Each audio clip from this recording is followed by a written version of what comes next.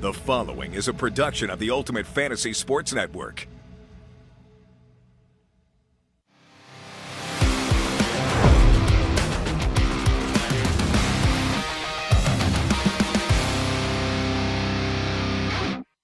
Hello there, and welcome to episode number 14 of Inside UFLB. My name is Dean Millard, and I am proud to be the head of baseball for UFFS and co-commissioner, along with Matt Soren, of Ultimate Fantasy League Baseball. And unfortunately, we didn't have a show last week because things were very, very busy, and a couple of things came up for me, but we have a jam-packed show for you tonight. We're going to reveal some more franchises and some beautiful branding that is out there for UFLB. The divisions have been finalized in Ultimate Fantasy League Baseball, and we will be able to tell you what teams are in what divisions and how cool that is going to be for everybody when you're starting up a rivalry, when you just want to know who you have to beat in your division.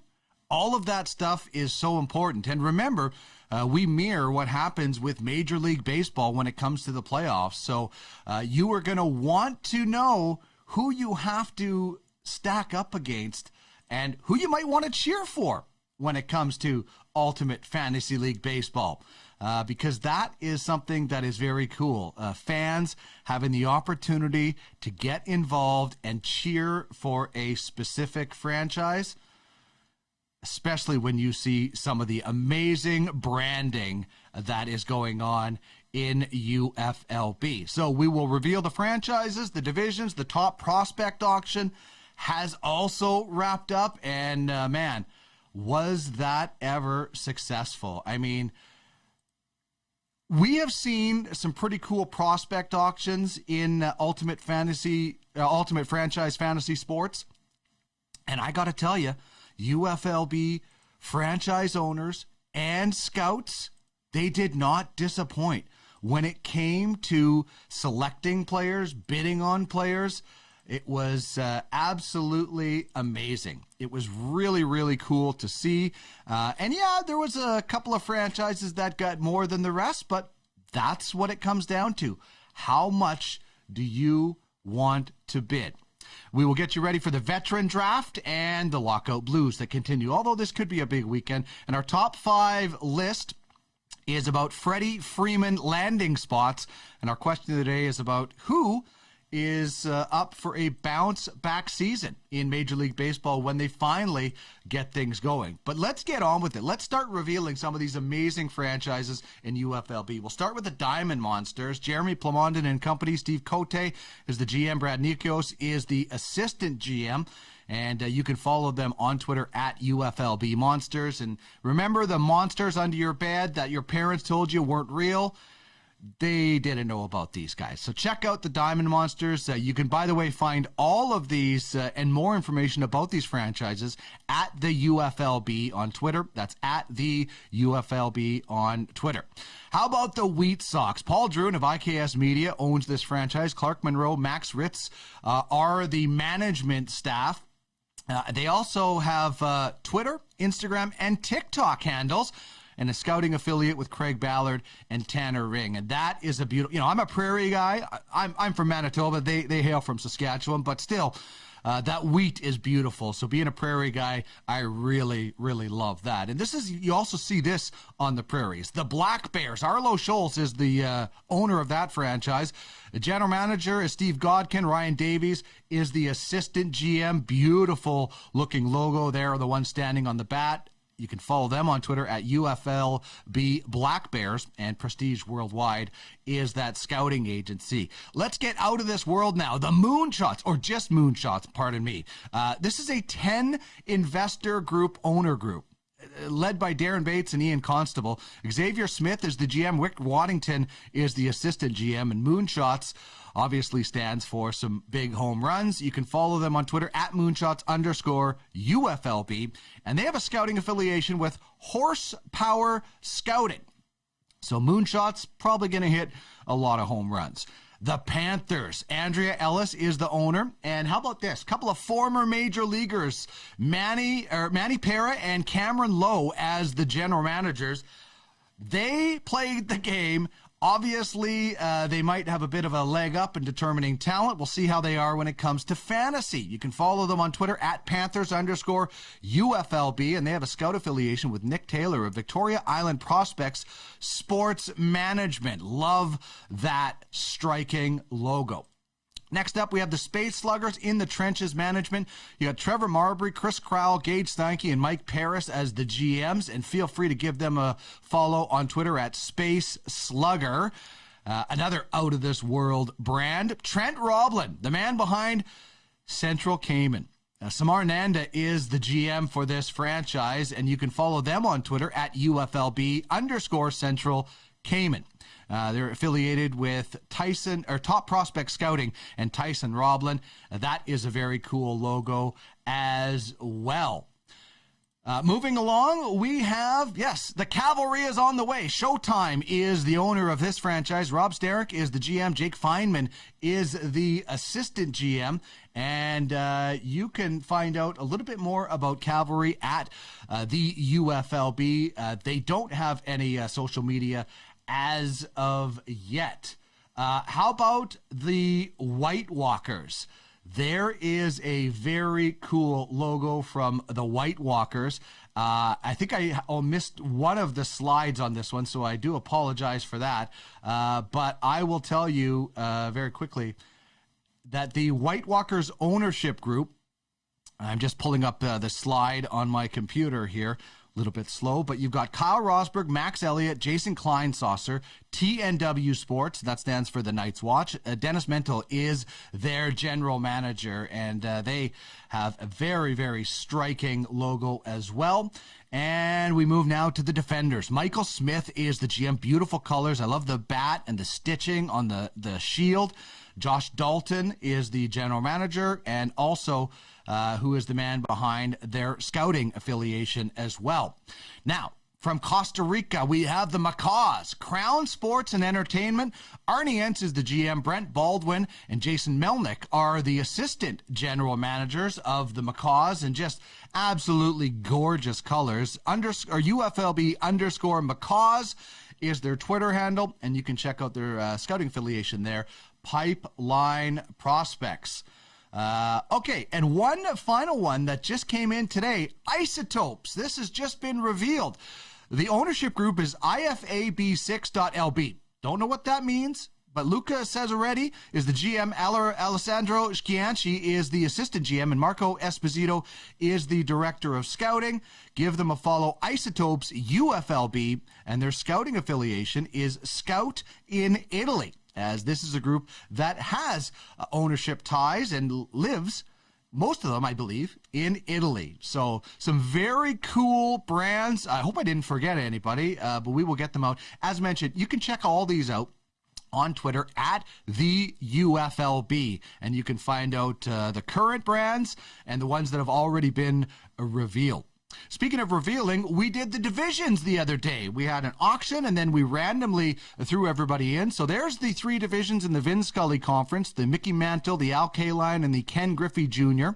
And then we have in the Harry Carey Conference, the Babe Ruth, the Roy Halladay, and the Vladimir Guerrero divisions. So that is very exciting. And as I said, an opportunity for people to start getting their rivalries on, knowing who it is that they have to knock out for a possible top spot in the division to get a playoff spot or a wild card spot, or who knows what happens out of the lockout when it comes to Major League Baseball and how the playoffs are changed. It certainly sounds like we might get more playoff teams in, which I think is good for everybody in Major League Baseball.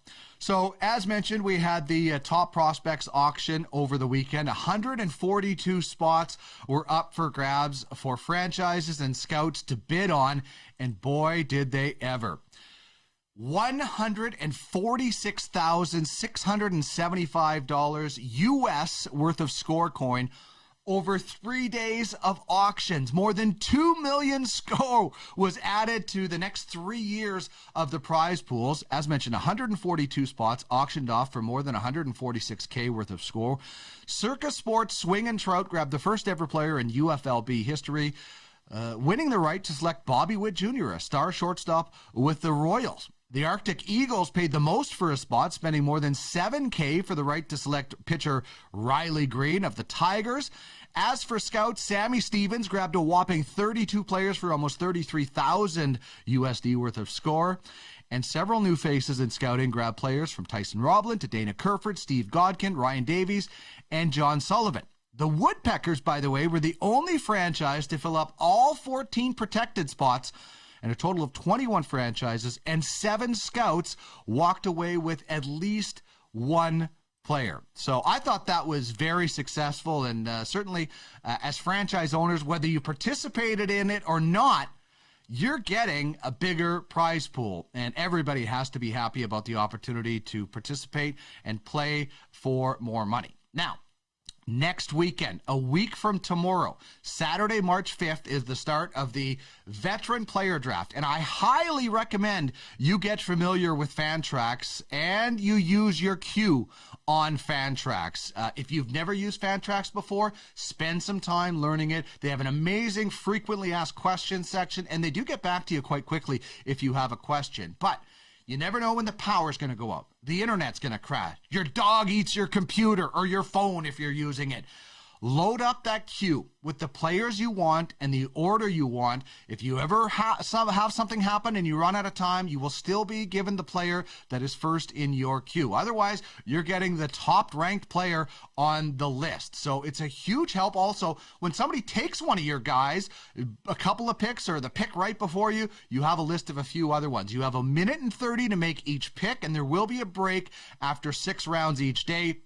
Matt Soren is the man running the draft, so I'll be on the air for the first round, and then I'll zip back to my hotel room and try to live stream the rest of the round on Saturday. I'll be traveling home on the Sunday, so I won't get to do it then, but looking forward to being on the air with Clark Monroe of IKS Media, and he's also of the Wheat Sox as well. But that will be fun to get on the air again, as we did for the franchise auctions in November. Now, this is a huge weekend. This is a huge weekend. Spring training would be going on. Pitchers and catchers would have already reported.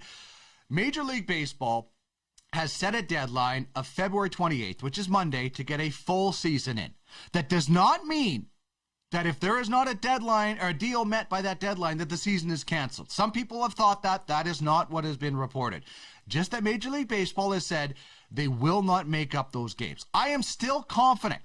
I'm still confident there will be an 11th hour agreement to get a deal done. I'm thinking that we will.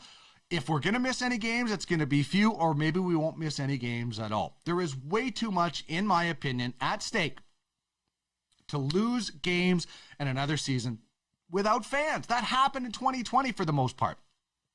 I just do not see Major League Baseball and the players letting this season go down the drain. I think we will get a deal done. I'm still confident we'll get a deal done by this weekend.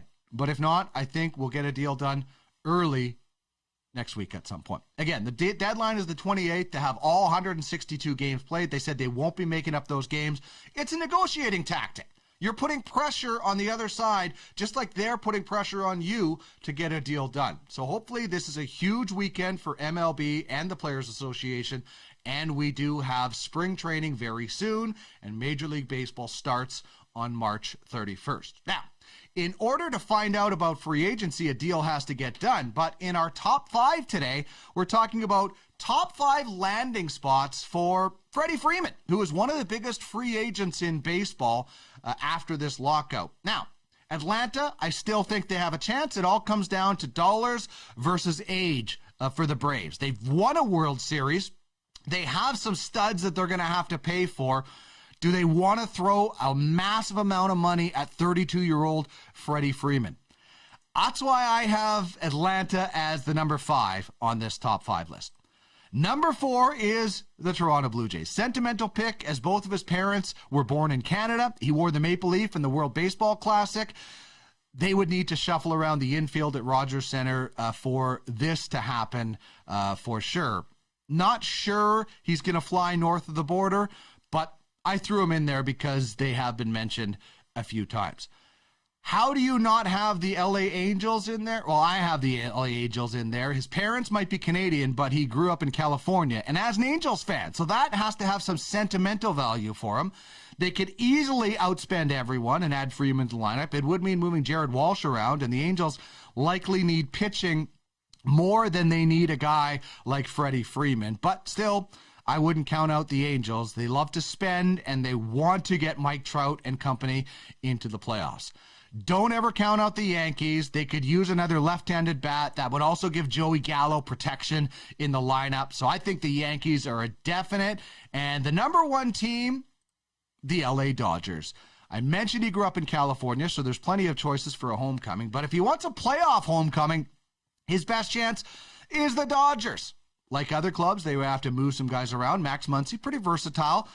Could split time with Freeman at first and DH as the universal DH is coming in. But Trey Turner can move over to shortstop now that Corey Seager is gone. Max Muncy could get back to second base if the Dodgers really wanted to make a splash and bring in Freddie Freeman. And they made a massive splash last year with Turner and Max Scherzer. So I'm not sure this is, that out of the question when it comes to Freddie Freeman landing with the Dodgers. I honestly think it can happen, and the Dodgers are never afraid to go out and spend money and bring in a superstar and then shuffle guys around after that. So watch for where Freddie Freeman could go.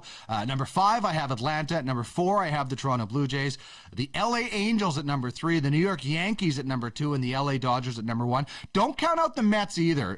The New York Mets are spending money like crazy. Their owner bought an $8 million shark that's suspended in formaldehyde, I read on Twitter.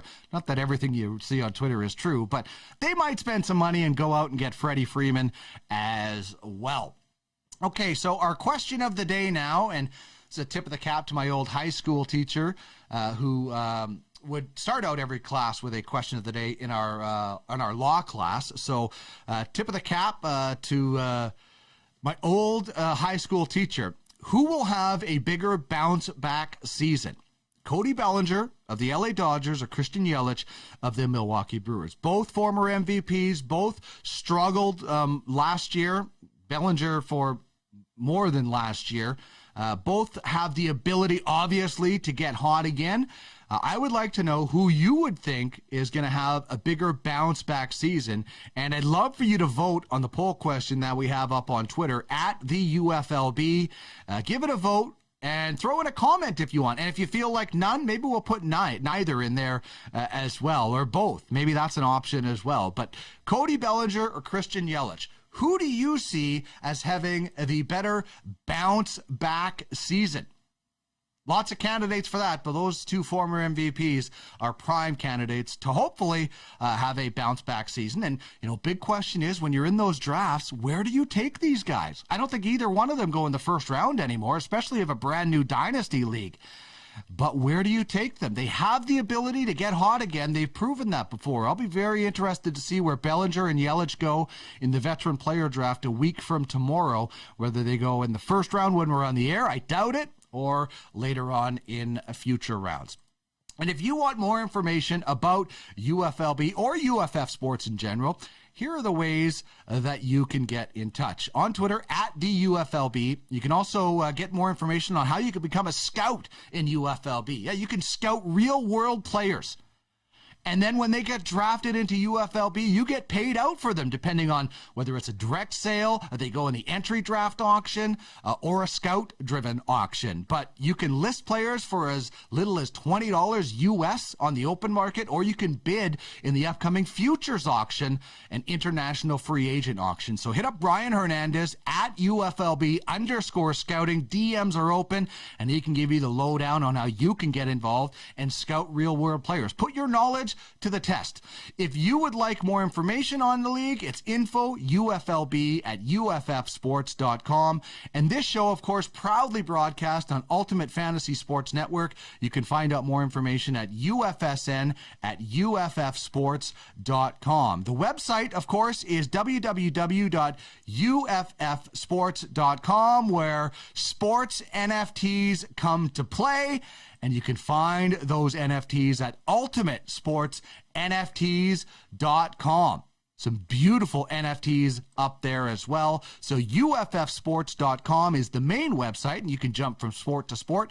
We, of course, have hockey, baseball, American football, and basketball. And ultimatesportsnfts.com is where you can get your hands on some really cool and hot NFTs when it comes to sports. All right, that is just going to wrap up this show. A reminder, the first round of the Veteran Player Draft will be broadcast live by IKS Media. Myself and Clark Monroe will be your hosts. We'll have all the details of where you can watch shortly, and we want all franchises to make their first round pick live on the show. Get really creative, show off that war draft room that you have, wear your uniform or costume, dress up if you want to. I don't know, maybe it's like Halloween for you. I love Halloween. I'd do Halloween every day if I could. But we really want people to get involved and make this a cool production. We'll be sending out all that information this week, early next week as well. So it should be a lot of fun. I know we're looking forward to doing the show, and we're certainly looking forward to having everybody involved on the show as well. All right, Inside UFLB is part of the Ultimate Fantasy Sports Network. We want to be your one-stop fantasy sports shop. If you have a fantasy sports program that you would like to get on our network, please hit us up. You can email us at UFSN at UFFsports.com. That's UFSN at UFFsports.com. And send us a note. Let us know what you think. Also, we have our shows in audio format. If you want to listen on your commute or any other time, just search wherever you find your favorite podcast for Ultimate Fantasy Sports Network. And you can get in the game where you own the game and join us on this wonderful journey. All right, we'll try to get back to the guest portion of the show next week as we'll preview the 26th-round player draft. But as Crash Davis said in the wonderful movie Bull Durham, be cocky and arrogant, even when you're getting beat. Thank you so much for joining me on the program today. Have yourself a great weekend, and let's hope for some positive news for Major League Baseball.